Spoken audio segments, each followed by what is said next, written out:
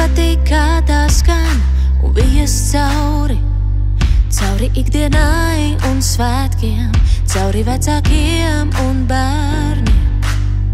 Man patīk, kā tā skan katrā balsī, valoda, kas mums ir dota, mūsu tautas greznākā rota.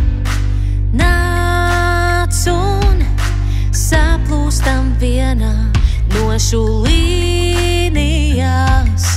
pavedienā. Tā mūsu dziesma un prieks to sevī glabāt, dziedam visi no sirds, lai dzird pat otrā zemes malā. Tā mūsu dziesma un prieks to sevī glabāt, vajag nosargāt to gan siltumā, gan salā. Kaut kas manī ietrīsās, ikreiz, kad dzirdu meža parka balsu jūru, šķiet, ka tūkstoši par vienu kļūtu.